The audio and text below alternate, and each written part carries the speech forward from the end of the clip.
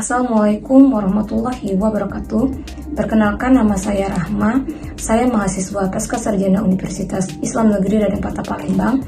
Baiklah, pada hari ini saya akan mereview makalah saya tentang konsep dasar kebijakan pokok pembangunan pendidikan dengan mata kuliah isu-isu kontemporer kebijakan pendidikan Islam dengan dosen pengampu Profesor Dr. Nyai Khadijah SLG MSI dan Dr. Muhammad Isnaini MPD.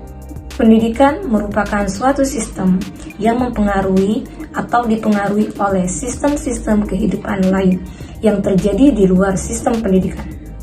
Dalam kerangka keterkaitan antara sistem pendidikan dengan bidang-bidang kehidupan di luar sistem tersebut, terdapat beberapa faktor di luar sistem pendidikan yang perlu memperoleh perhatian serius agar tanpa adanya keterkaitan fungsional masing-masing. Sebagaimana pembukaan Undang-Undang Dasar Negara Republik Indonesia tahun 1945 menyatakan bahwa salah satu tujuan negara Republik Indonesia adalah mencerdaskan kehidupan bangsa. Pendidikan merupakan hak asasi setiap warga negara Indonesia. Karena itu, setiap warga negara Indonesia berhak memperoleh pendidikan yang bermutu sesuai dengan minat dan bakat yang dimilikinya, tanpa memandang status sosial, ras, etnis, agama, dan gender. Kebijakan pokok pembangunan pendidikan nasional mencakup berbagai konsep dasar yang bertujuan untuk meningkatkan kualitas pendidikan di Indonesia. Secara teoritis, konsep dasar kebijakan pokok pembangunan pendidikan nasional meliputi keterjangkauan dan kesetaraan. Konsep ini mengacu pada upaya pemerintah untuk memberikan kesempatan pendidikan yang sama kepada seluruh warga negara, tanpa memandang latar belakang sosial, ekonomi, atau etnis.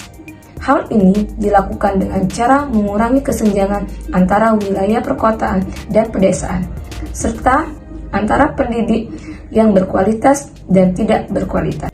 Secara praktik, konsep dasar kebijakan pokok pembangunan pendidikan nasional diimplementasikan melalui berbagai program dan kebijakan, seperti program Indonesia Pintar, program peningkatan mutu dan aksesibilitas sekolah, serta program peningkatan kualitas pendidikan guru dan tenaga pendidikan. Selain itu, pemerintah juga memberikan dukungan dan bantuan kepada daerah yang masih tertinggal dalam hal penyediaan sarana dan prasarana pendidikan, serta memberikan dana pendidikan untuk membiayai kegiatan pendidikan di seluruh wilayah Indonesia. Adapun kebijakan peningkatan mutu guru dalam upaya meningkatkan kemakmuran bangsa, ialah melakukan sebuah usaha kemajuan suatu bangsa dengan harus menyadari dua kebenaran yang fundamental, yaitu satu, keberhasilan usaha mencapai kemajuan tergantung pada keberhasilan menciptakan kualitas pendidikan yang lebih baik daripada sebelumnya. Dan yang kedua, kunci keberhasilan peningkatan kualitas pendidikan tergantung pada keberhasilan mempersiapkan dan menciptakan guru-guru yang profesional, yang memiliki kekuatan dan tanggung jawab yang baru untuk merencanakan sekolah masa depan. Isu-isu kontekstual pendidikan, persekolahan, dan masyarakat. Pendidikan terus-menerus mengalami perubahan.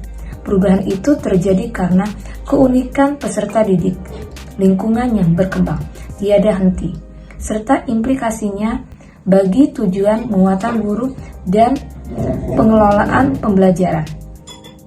Kurikulum juga merupakan isu yang terus perlu ditingkatkan sesuai dengan kebutuhan siswa untuk menghadapi masa depan dengan keberanian dan kreativitas. Adapun pendidikan di Indonesia tidaklah semata-mata menyangkut bagaimana meningkatkan mutu dan efisiensi pendidikan secara internal, tetapi bahkan yang lebih penting adalah menyangkut bagaimanakah meningkatkan kesesuaian pendidikan dengan bidang-bidang kehidupan lainnya atau external ekspansi. Itulah review makalah dari saya.